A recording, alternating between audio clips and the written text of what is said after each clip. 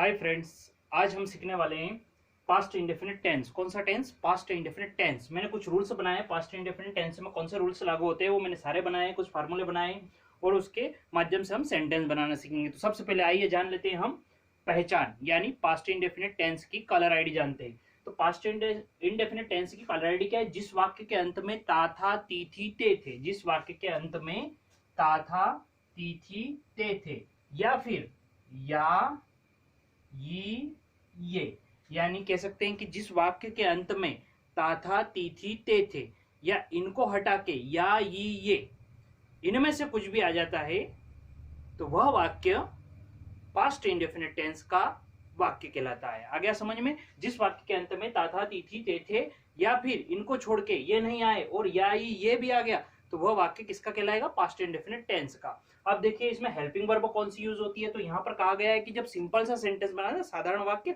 Simple sentence बनाते हैं तो हेल्पिंग वर्ब यूज नहीं की जाती है। प्रेजेंट इंडेफिनिट टेंस पढ़ा था, जब सिंपल सेंटेंस बनाया तो हमने हेल्पिंग वर्ब यूज नहीं की। इस प्रकार इस पास्ट इंडेफिनिट टेंस में भी जब सिंपल सेंटेंस बनाते हैं तो हम वहां पर हेल्पिंग वर्ब का यूज नहीं करेंगे। तो सिंपल सेंटेंस भी क्या नहीं यूज किया जाता है? हेल्पिंग वर्ब यूज नहीं की जाती है। परंतु ध्यान रहे, जब नेगेटिव सेंटेंस बनाएंगे, इंट्रोगेटिव बनाएंगे, इंट्रोगेटिव नेगेटिव बनाएंगे तो उसमें हेल्पिंग वर्ब का यूज किया जाता है। यहाँ पर मैंने फार्मूले में राइटिंग किया है कि जब सिंपल सेंटेंस के साथ हेल्पिंग वर्ब नहीं यूज की जाती है, परंतु इंट्रोगेटिव, नेगेटिव इंट्रोगेटिव जो भी होते हैं ये इन जो बचे वो तीन के साथ हेल्पिंग वर्ब यूज की जाती है। अब यहाँ देखिए मेन वर्ब में, यानी सिंपल सेंटेंस जब मेन वर्ब बनाते हैं तो अब इसमें भी देख लीजिए, जब सिंपल सेंटेंस बनाते हैं तो मेन वर्ब का भी यूज किया जाएगा। कौन सा? First, second, third, fourth, fifth, कौन सा फॉर्म? 5 फॉर्म होते हैं, मैंने पहले बता चुका हूं। तो यहाँ देखिए सिंपल सेंटेंस के साथ मेन वर्ब का सेकंड फॉर्म यूज होता है। जब सिंपल सा सेंटेंस बनाते, बस ये 12 टेंस जब हम पढ़ते हैं ना, 12 ही भाग, तो उसमें बस यही होता है जिसमें रूल्स थोड़े से टफ लगते हैं, बट बहुत इजी है ये। आप समझ लोगे तो आपको सबसे इजी लगने लगेगा। क्या याद रखना है कि सिंपल सेंटेंस बनाते हैं तो हेल्पिंग वर्ब यूज नहीं होती है, और जब सिंपल सेंटेंस बनाते हैं तो मेन वर्ब का सेकंड फॉर्म आता है। दो चीजें याद रखना है। क्या? कि जब सिंपल सेंटेंस बनाते हैं तो हेल्पिंग वर्ब यूज नहीं होती है, और जब सिंपली उसी सिंपल सेंटेंस में मेन वर्ब का सेकंड फॉर्म आता है। सिंपल सेंटेंस में मेन वर्ब का सेकंड फॉर्म आता है। तो देखिए सिंपल सेंटेंस के साथ मेन वर्ब के सेकंड फॉर्म का यूज किया जाता है। अब यहाँ पे नोट क्या बनाया है? नोट बना हुआ है, ये याद रखिए। सिंपल को छोड़कर बाकी सेंटेंस, बाकी कौन से? नेगेटिव, इंट्रोगेटिव, इंट्रोगेटिव, नेगेटिव, है ना। तो सिंपल को छोड़ के बाकी सेंटेंस के साथ मेन वर्ब के फर्स्ट फॉर्म का यूज किया जाता है। यानी कह सकते हैं कि जब सिंपल सा सेंटेंस बनाएंगे तो मेन वर्ब का सेकंड फॉर्म आ जाएगा, और उन सिंपल को छोड़ के फिर और कौन सा सेंटेंस बनाएंगे? नेगेटिव, इंट्रोगेटिव, इंट्रोगेटिव, नेगेटिव, तो वहां पर याद रखना, आपको रिमेंबर रखना है कि वहां पर मेन वर्ब का फर्स्ट फॉर्म हो जाएगा। बस यही याद रखना है। अब बाकी वही सिस्टम चलेगा अभी तक जो टेंस में सीखते हुए आए हो। नेगेटिव, नकारात्मक वाक्य बनाते हो, यानी नेगेटिव सेंटेंस बनाते समय सब्जेक्ट के बाद हेल्पिंग वर्ब आती है और हेल्पिंग वर्ब के बाद नॉट लग जाता है, यानी कह सकते हैं कि हेल्पिंग वर्ब के बाद नॉट लगाना है। अब देखिए इसमें कितनी हेल्पिंग वर्ब है? सभी में हमने सीखी थी कि सभी में दो दो थी, है ना। तो अब यहाँ पर कितनी हेल्पिंग वर्ब है? तो यहाँ पर हमको सीखना है, यहाँ पर हेल्पिंग वर्ब है ओनली वन, जिसे हम कहते हैं डिड। क्या कहते हैं? डिड। अब इसका डिडंट शॉर्ट फॉर्म होता है। डिड नॉट कहोगे तो भी उसका अर्थ नहीं होगा, और डिडंट कहोगे तो भी उसका अर्थ नहीं ही होगा। तो याद रखना कि डिड का शॉर्ट फॉर्म जब हम मना करते हैं डिड नॉट का, है ना, डिड नॉट मना करना हो जाता है, तो डिड नॉट का शॉर्ट फॉर्म हम क्या यूज करेंगे? डिडंट। तो यहाँ देखिए ये तो डिडंट हो गया short form, did not full form हो जाएगा। अब नेगेटिव जब बनाएंगे तो नकारात्मक वाक्य के साथ अभी बताया है हेल्पिंग वर्ब के बाद नॉट लग जाता है, यानी डिडंट शॉर्ट फॉर्म यूज हो गया। प्रश्नवाचक वाक्य बनाओगे तो सब्जेक्ट के पहले हेल्पिंग वर्ब आ जाएगी और लास्ट वाक्य के अंत में क्या लगाया जाएगा? प्रश्नवाचक चिन्ह।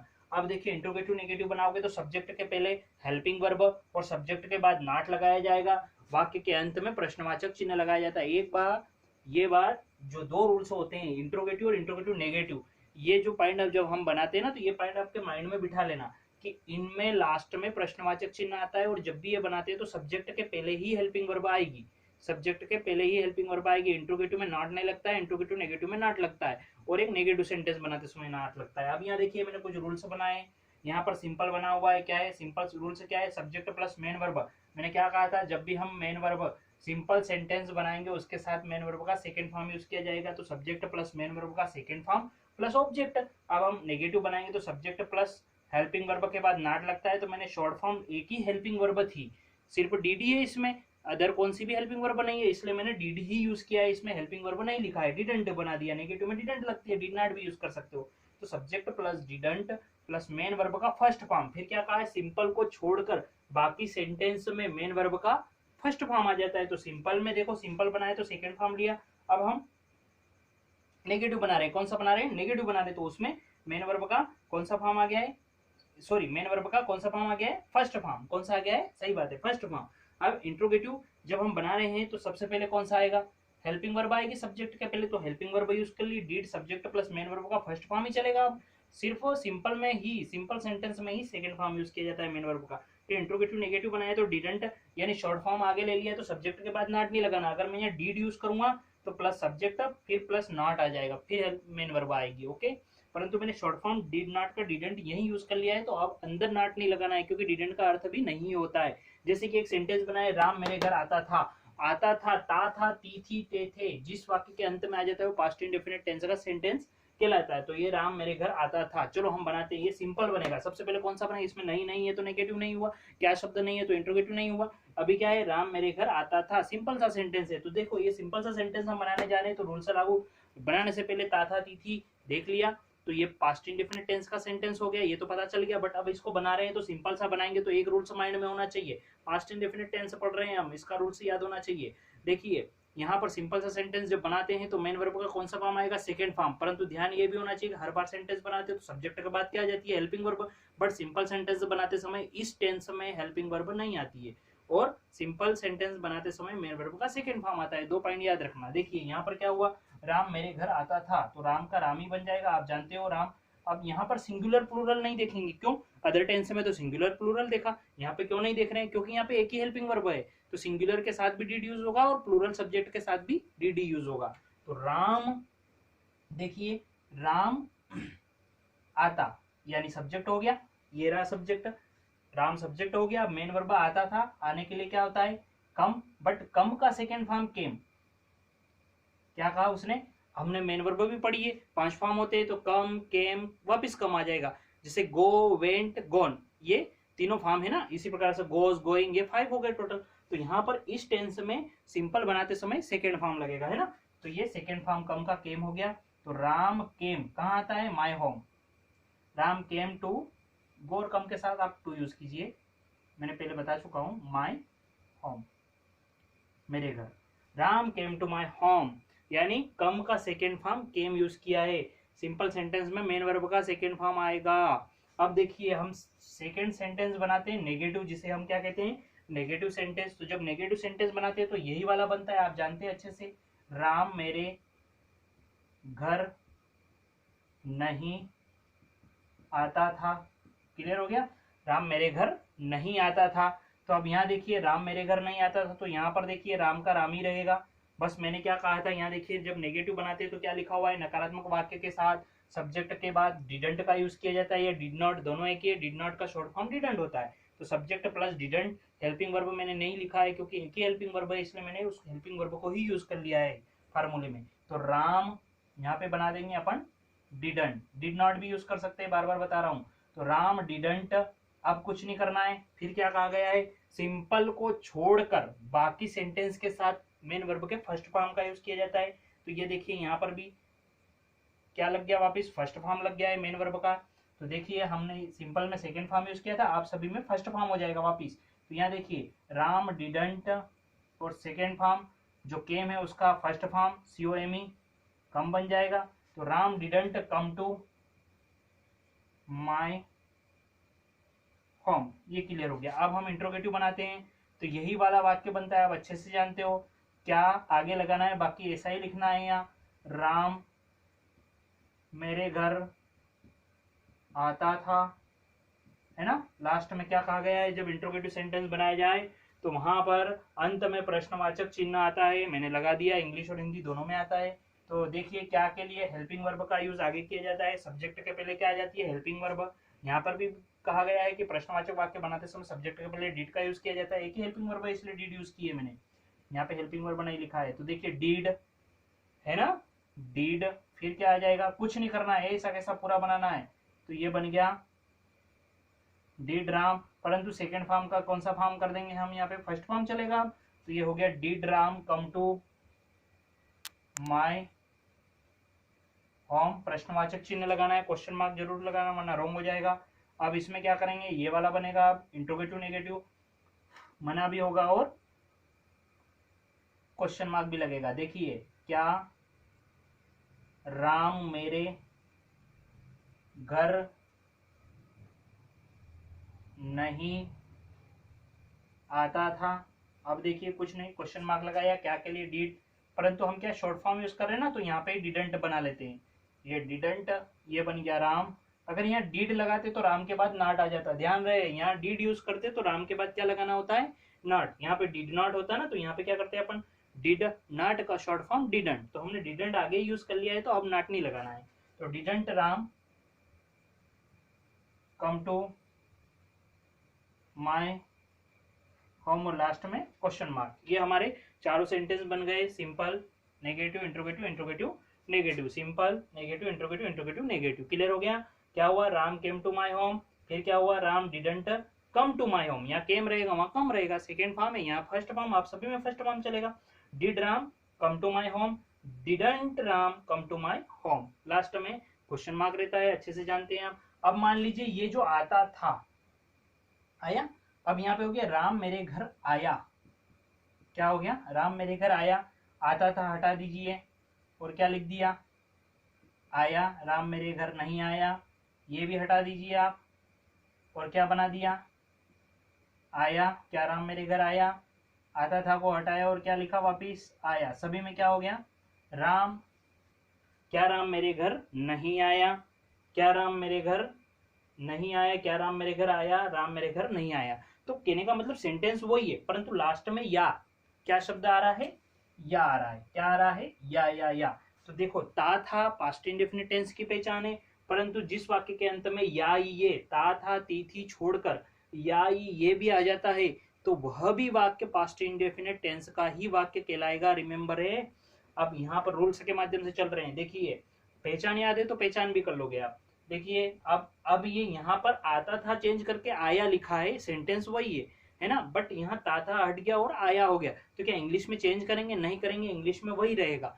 मैंने अभी फिर कहा है कि जिस वाक्य के अंत में ता था ती थी ते थे है, तो वो पास्ट इंडेफिनिट टेंस का वाक्य कहलाएगा, राइट, सेंटेंस कहलाएगा। बट अगर ये नहीं है और या है, यी है, ये या ये आ गया, तो वह भी वाक्य पास्ट इंडेफिनिट टेंस का ही कहलाता है।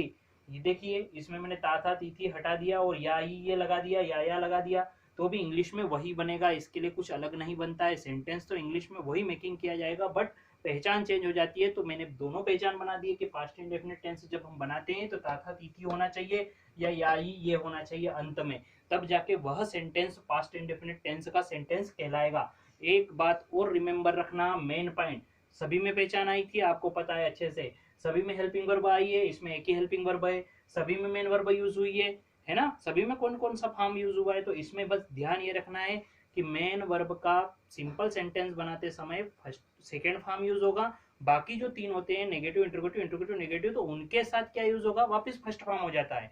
और हेल्पिंग वर्ब का यूज उन तीन के साथ ही होता है, negative, interrogative, interrogative, negative, simple के साथ नहीं होता है।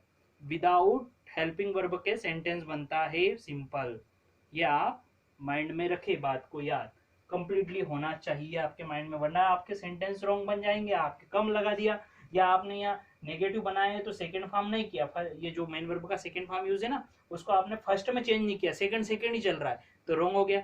और यदि फर्स्ट में सिंपल सा बनाया और फर्स्ट फॉर्म ले लिया तो रॉन्ग हो गया। याद होना चाहिए कि पास्ट इंडेफिनिट टेंस का सेंटेंस बनाते हैं जब भी हम, तो सिंपल सेंटेंस होता है तो वहां पर मेन वर्ब का सेकेंड फॉर्म आता है, मेन वर्ब का फर्स्ट फॉर्म नहीं आता है, सिर्फ कौन सा आता है, सेकेंड आता है। परंतु ध्यान ये रखना है उसमें हेल्पिंग वर्ब भी यूज नहीं की जाती है, जब नेगेटिव और इंट्रोगेटिव नेगेटिव बनाते हैं तो वहां पर सभी में हेल्पिंग वर्ब भी आती है और वहां पर मेन वर्ब का वापस फर्स्ट फॉर्म हो जाता है। अब हमारा क्वेश्चन बनता है एक, मान लीजिए क्वेश्चन ये है हमारा कि थोड़ा सा समझने की कोशिश करेंगे कि यहाँ पर ऐसा क्यों होता है। अब यहाँ पर जैसे सिंपल सा सेंटेंस बन रहा है, कौन सा, तो वहां मेन वर्ब का कौन सा फॉर्म आ रहा है, सेकेंड फॉर्म आ रहा है, और बाकी नेगेटिव, इंट्रोगेटिव, अदर इंट्रोगेटिव जो भी होता है, इंट्रोगेटिव नेगेटिव, है ना, इंट्रोगेटिव नेगेटिव, इन सब में वापस फर्स्ट फॉर्म क्यों हो रहा है, राइट, ये क्वेश्चन बन गया। ऐसा क्यों हुआ? तो यहाँ पर आप एक नोट और माइंड में रखें कि जब भी कौन सा सेंटेंस बनाते तो एक ही सेंटेंस में, एक ही वाक्य में, जब इंग्लिश का बनता है ना, तो एक ही वाक्य में दो बार किसी भी मेन वर्ब का या दो बार कौन सा भी सेकेंड फॉर्म यूज नहीं किया जाता है। एक वाक्य में दो सेकेंड फॉर्म नहीं होते हैं। तो आपका एक क्वेश्चन बन गया यहाँ पर। तो हमें बताइए इसमें सेकेंड फॉर्म क्या आ गया? यहाँ पर तो आप हमको पता है कि कम का केम हो गया सेकेंड फॉर्म, परंतु इसमें राम मेरे घर नहीं आता था, तो यहाँ पर मेन वर्ब का फर्स्ट फॉर्म किया। तो यहाँ दूसरा कौन सा सेकेंड फॉर्म है इसके अंदर? ऐसा कौन सा वर्ड आ गया जो सेकेंड फॉर्म लिखा हुआ है? ऐसी कौन सी स्पेलिंग है, मीनिंग है जिसका सेकेंड फॉर्म मैं बता देता हूँ। चलिए, यहाँ पर तो आपने क्या किया है, केम यूज किया है, कम का सेकेंड फॉर्म यूज कर लिया। क्या किया है? केम यूज किया है, ध्यान से समझना, केम यूज कर लिया। परंतु यहाँ पर क्या हुआ? तो देखिए फर्स्ट फॉर्म में क्या हुआ है, कुछ नहीं हुआ है। यहाँ फर्स्ट फॉर्म इसलिए लिया कि आप जानते हो डू क्या होता है, डू मिस करना है ना। डू एक हेल्पिंग वर्ब है, पास्ट इन सॉरी प्रेजेंट इंडेफिनिट में जाइए, प्रेजेंट इंडेफिनिट में डू डज मिल गई। डू डज उसकी हेल्पिंग वर्ब थी। नहीं पता हो तो एक बार प्रेजेंट इंडेफिनिट टेंस का वीडियो देखे, आपको पता चल जाएगा। ये डू है। अब देखिए डू का सेकेंड फॉर्म क्या होता है? डीड। क्या होता है? डू का सेकेंड फॉर्म डीड होता है। ये फर्स्ट फॉर्म है ना, और ये कौन सा हो गया? Second form. गौर समझे, इसको ध्यान दे। देखो डू फर्स्ट फॉर्म, डू का सेकेंड फॉर्म डीड। तो हमारा रूल्स कहता है कि सिंपल को छोड़कर बाकी सेंटेंस के साथ फर्स्ट फॉर्म यूज किया जाता है, राइट। सिंपल को छोड़ के, सिंपल सेंटेंस को छोड़ के बाकी सेंटेंस के साथ, इन सब के साथ क्या किया जाता है? First form. तो यहाँ पर मेन वर्ब का कौन सा फॉर्म यूज हो जाता है? सेकेंड फॉर्म सिंपल में हुआ, तो यहाँ पे कौन सा हो गया? यहाँ आके कौन सा हो जाता है? मेन वर्ब का फर्स्ट फॉर्म हो जाता है। क्यों हुआ मेन वर्ब का फर्स्ट फॉर्म? मेन वर्ब का फर्स्ट फॉर्म इसलिए हुआ कि यहाँ पर हेल्पिंग वर्ब सेकेंड फॉर्म में आ गई। क्या आ गई? हेल्पिंग वर्ब जो हम डीड यूज करते हैं ना, वो डू का कौन सा फॉर्म है? Second form. ध्यान, डू का सेकेंड फॉर्म डीड। तो हमने जब नेगेटिव से हेल्पिंग वर्ब यूज करना शुरू की है, तो वहां पर डीड यूज हो चुका है। तो वहां पर डीड यूज होने के कारण वहां पर हमको मेन वर्ब का फर्स्ट फॉर्म लाना पड़ेगा वापिस। क्यों? क्योंकि एक ही वाक्य में दो सेकेंड फॉर्म नहीं होते हैं, इसलिए यहाँ पर डीड, डू का डीड सेकेंड फॉर्म है, तो हमने डीड यूज कर लिया, वो सेकेंड फॉर्म कहलाता है। तो वह मेन वर्ब का वापस फर्स्ट फॉर्म लाना पड़ता है। अब Ram came to my home, came, came come का सेकेंड फॉर्म केम हो गया। तो यहाँ पर डीड नहीं है, नहीं है ना, डीड यूज होती ही नहीं है, हेल्पिंग वर्ब सिंपल सेंटेंस के साथ यूज भी नहीं होती है। तो यहाँ पर आपको क्लियरिटी हो गया है ना कि यहाँ पर हेल्पिंग वर्ब नहीं है, इसलिए हमने मेन वर्ब का सेकेंड फॉर्म लिया है। यहाँ पर हेल्पिंग वर्ब का सेकेंड फॉर्म आ गया है, यानी डू का second form did, did use कर लिया हमने, सेकेंड फॉर्म आ गया वाक्य के अंत में। तो देखो अंदर आ गया। तो अब यहाँ पर मेन वर्ब का हमको कौन सा फॉर्म यूज करना पड़ेगा? वापिस फर्स्ट फॉर्म ही यूज करना पड़ेगा। क्यों? क्योंकि डीड सेकेंड फॉर्म उसमें यूज हो चुका है। माइंड में रिमेंबर होना चाहिए सारी छोटी छोटी बातें। अगर आपको कंप्लीटली है तो आप पास्ट इंडेफिनिट का कौन सा भी सेंटेंस बनाओगे, कहाँ पे भी आपका पेन रुकेगा ही नहीं, अटकोगे नहीं। कहने का मतलब फटाफट धनाधन सेंटेंस बनने लग जाएंगे। बस आपके माइंड में क्या होना चाहिए? रूल्स होना चाहिए। अगर मान लीजिए मैं रूल से भूल जाऊं, मुझे नहीं पता कहाँ कौन सी हेल्पिंग वर्ब आएगी, चलो हेल्पिंग वर्ब का पता है, तो मुझे नहीं पता कि कौन सी मेन वर्ब कहाँ जाके फर्स्ट फॉर्म, कहाँ जाके सेकंड फॉर्म, तो मैं सेंटेंस नहीं बना सकता हूँ। मैं थिंकिंग करने में ही रह जाऊंगा, यानी सोचते ही रह जाऊंगा, टाइम निकल जाएगा और सेंटेंस ऐसा कैसा ही रह जाएगा। अगर आपको छोटे छोटे रूल्स जो मैं बोल रहा हूँ वो रूल्स आपके माइंड में रनिंग है, चल रहे हैं, सेंटेंस देखा था थी या ये आ गया, तो आपको फटाक से पता चल गया कि पास्ट इंडेफिनिट टेंस का सेंटेंस है। आपको हेल्पिंग वर्ब भी पता है कि डिड यूज की जाती है, नेगेटिव में डिडंट यूज कर लेते हैं, डिड नॉट का शॉर्ट फॉर्म डिडंट है। फिर आपको पता है कि मेन वर्ब जब यूज की जाती है तो इसमें सेकंड भी यूज की जाती है और फर्स्ट भी यूज की जाती है। सेकंड का सिंपल बनाते समय यूज की जाती है और बाकी जो तीन बचे उन सेंटेंस में वापस फर्स्ट आ जाती है। क्यों आ जाती है? किसी ने क्वेश्चन कर लिया कि ऐसा क्यों किया, तो वहां पे हम बता सकते हैं कि डू का सेकंड फॉर्म डीड होता है। डू प्रेजेंट इंडेफिनिट की हेल्पिंग वर्ब है और डीड पास्ट इंडेफिनिट की, तो डू का सेकंड फॉर्म डीड होता है। और सेंटेंस में एक ही बार सेकंड फॉर्म आता है जो आ चुकी है डीड के रूप में, है ना, सेकंड फॉर्म, तो वहां मेन वर्ब का वापस ऑटोमेटिक क्या हो जाएगा? फर्स्ट फॉर्म हो जाएगा। करना पड़ेगा हमको। ओके, तो ये आपके लिए मैंने जो रूल्स बनाए हैं ये आप कंप्लीटली रिमेंबर करें, समझे, पढ़े, पढ़ने में ही याद हो जाएंगे। तो आप 2-3 बार पढ़ेंगे ना इसको तो क्लियरिटी हो जाएगी आपके। फोयर नोट में आप राइटिंग कीजिए और अच्छे से इसको समझिए और कुछ सेंटेंस को बनाने की कोशिश कीजिए। बस उसकी पहचान लास्ट में कुछ भी बनाइए आप, सब्जेक्ट और कुछ ले लीजिए, ऑब्जेक्ट और कुछ ले लीजिए, मेन वर्ब अलग से ले लीजिए, परंतु उसकी पहचान क्या होनी चाहिए? या तो ता थी ते थे ते, या फिर या ई ये, इनमें से उसकी पहचान होनी चाहिए। तो वो आपका सिलेक्ट हो जाएगा, पास्ट इंडेफिनिट टेंस का सेंटेंस कहलाएगा। आप फिर ये सभी रूल्स उसके अंदर आप लागू कर सकते हो और आप सेंटेंस आगे भी बना सकते हैं। Thank you. वीडियो अच्छा लगा हो तो लाइक भी करें और सब्सक्राइब भी करें, ताकि मेरा वीडियो सबसे पहले आपके पास न्यू बनाऊं तो वो सबसे पहले आपको मिले।